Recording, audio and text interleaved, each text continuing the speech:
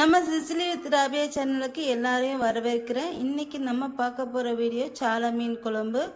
சால மீன் குழம்புக்கு நம்ம என்னென்ன பொருள் எல்லாம் சேர்க்க போகிறோன்னு பார்க்கலாம். 3 தக்காளி எடுத்துருக்கேன், மீடியம் சைஸ் தக்காளி எடுத்துக்கோங்க. ஒரு 4 பல் பூண்டு நசுக்கி எடுத்து வச்சுக்கோங்க. ஒரு சின்ன துண்டு தேங்காய் எடுத்துக்கோங்க. கொஞ்சம் கருவேப்பிலை, நாங்கள் கொஞ்சம் கருவேப்பிலை சேர்க்கோம். எங்கள் ஊர் சைடில் இது நிறைய பேர் கருவேப்பிலை சேர்க்க மாட்டாங்க. நாங்கள் கொஞ்சமாக சேர்த்துக்கிடுவோம். கருவேப்பிலை கொஞ்சம் எடுத்துக்கோங்க. ஒரு சின்ன துண்டு தேங்காய் எடுத்துக்கோங்க. அடுத்து ஒரு வெங்காயம், கொஞ்சம் மல்லி இலை, கொஞ்சமாக புளி. அடுத்து சால மீன் ஒரு 1/2 kg நான் எடுத்து வச்சுருக்கேன். முதல்ல நம்ம இந்த தேங்காய், இந்த தக்காளி, இந்த வெங்காயம், இந்த 3ஐயும் நல்லா நைஸாக அரைச்சி எடுத்து வச்சுக்கலாம். இங்கே பாருங்கள், இந்த மாதிரி நல்லா நைஸாக அரைச்சி எடுத்து வச்சுருக்கேன். தேங்காய், தக்காளி, வெங்காயம் இந்த 3ஐயும் நல்லா நைஸாக அரைச்சி எடுத்து வச்சுக்கணும். இப்போ மீன் குழம்பு செஞ்சிடலாம். நான் நல்லா வாஷ் பண்ணிவிட்டு ஒரு 1/2 kg சால மீன் எடுத்துருக்கேன். இதை ஒரு மண் பாத்திரத்தில் சேர்த்துக்கிறேன். நல்லா கழுவிட்டு சேர்த்துக்கோங்க. அடுத்து இதுலேட்டு நசுக்கி வச்ச பூண்டு சேர்த்துக்கிறேன். இந்த பூண்டு நல்லா நசுக்கிக்கோங்க. அடுத்து இதுல ஒரு தக்காளி கட் பண்ணி சேர்த்துக்க போறேன். தக்காளி சேர்த்துக்கலாம்.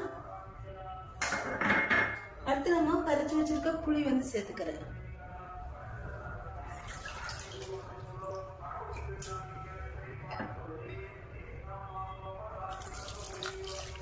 புளி சேர்த்தாச்சு.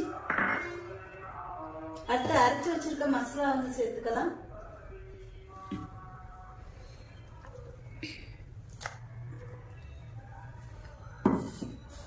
இப்போ இதில் கொஞ்சமாக தண்ணி ஊற்றிக்கிறேன்.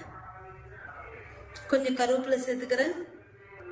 இதில் கொஞ்சம் மட்டும் ஒரு 1/2 ஸ்பூன் மல்லித்தூள், 1 ஸ்பூன் சீரகத்தூள் இந்த மாதிரி சேர்த்துக்காங்க. சேர்த்தாச்சு. இப்போ தண்ணி கொஞ்சமாக ஊற்றிக்கிறேன். இது நம்ம குழம்பு வச்சதுக்கப்புறம் கடைசியில் கொஞ்சமாக ஒரு தாளிப்பு கொடுப்போம். இது ரொம்ப தண்ணியை வச்சா நல்லா இருக்காது. இந்த குழம்பு கொஞ்சம் திக்காவே இருக்கணும், அப்போதான் நல்லா இருக்கும். இப்போ நம்ம அடுப்பில் ஏற்றிடலாம். இப்போ உப்பு சேர்த்துக்கிறேன்.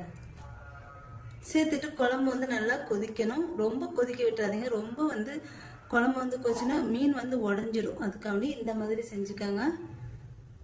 பாருங்க, மீன் குழம்பு நல்லா கொதிச்சு வருது. மிதமான தீயில வச்சிருங்க. ஃபர்ஸ்ட் ஹை ஃப்ளேமில் வச்சுக்கோங்க. அதுக்கப்புறம் மிதமான தீயில வச்சு மீனை குழம்பு கொதிக்க விட்டுங்க. ஏன்னா சீக்கிரம் மீன் உடஞ்சிடும். அதனால இப்போ நான் மல்லித்தலை தூவிக்கிறேன். இல்லை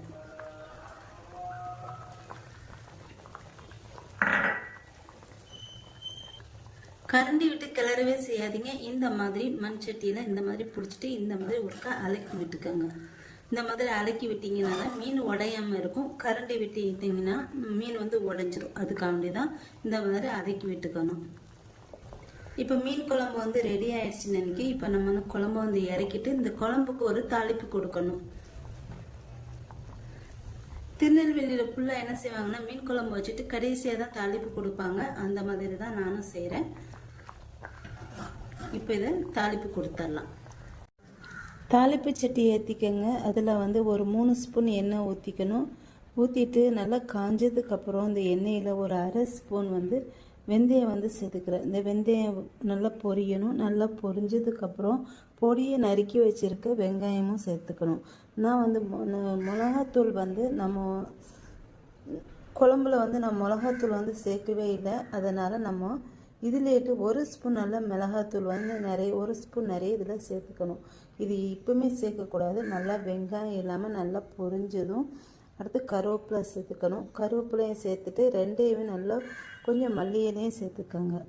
மல்லி இலை குழம்புலையும் சேர்த்துருக்கேன். இதுலேயும் பொரியறதுக்கு கொஞ்சம் சேர்த்தா நல்லா வாசனையாக இருக்கும் குழம்பு. அதுக்காண்டி இப்போ எல்லாமே நல்லா பொரிஞ்சதும் இதில் 1 ஸ்பூன் நிறைய நான் மிளகாத்தூள் சேர்த்துறேன். நல்லா ப்ரௌன் கலர் நல்லா வதக்கி எடுத்துக்கணும். வதக்கி எடுத்துகிட்டு மிளகாத்தூள் சேர்த்துடலாம். லோ ஃப்ளேமில் வச்சுட்டு ஃபுல்லாக தீயை குறைச்சிட்டு மிளகாத்தூள் சேர்த்துக்கணும். இப்போ பாருங்கள், மிளகாத்தூள் சேர்த்துட்டு நல்லா மிளகாத்தூள் நல்லா பொரிஞ்சு வரும். பொரிஞ்சு வந்ததும் இதை குழம்புல இப்போ ஊற்றிடலாம். இப்போ தாளிப்பு கொடுத்தது இதுவில் மீன் குழம்புல இப்போ ஊற்றிக்கிறேன்.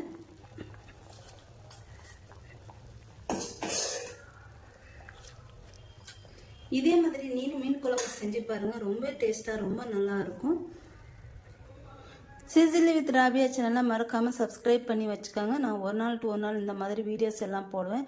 என்னோட இந்த வீடியோஸ் எல்லாம் உங்களுக்கு பிடிச்சிருந்தா கண்டிப்பாக என்னோட சேனலை மறக்காமல் சப்ஸ்கிரைப் பண்ணி வச்சுட்டு எனக்கு லைக் அண்ட் கமெண்ட் ஷேரும் பண்ணி விட்டுக்கோங்க.